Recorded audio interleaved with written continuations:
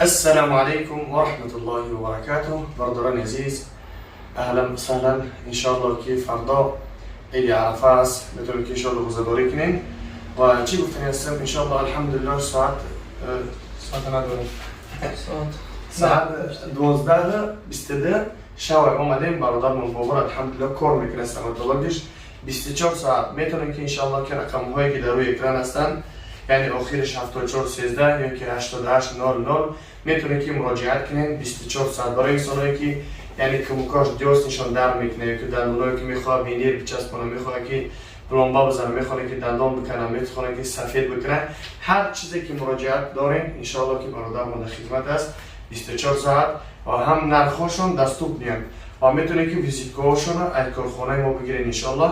این در طرف مترو لوبلینا های از مترو شاید که در 3 دقیقه یا در 4 دقیقه ان شاء الله که اگر که بدوین تیز میرسین. الله نیابان تا باشه، با دعا باشین در امان الله. این 8 ساعت بگم 12 شب کار میکنه برادران، 24 ساعت در خدمتن. لوبوی برای میتونید که زنگ بزنین یا اینکه اولیچه بیلارچینسکه دом 5 Белореченский дом. بله فکر کنم باشه ان شاء الله. Мы 24 соат кор мекунем, хизмат бошад, любое время, 24/7 кор мекунем. Омодан гирем.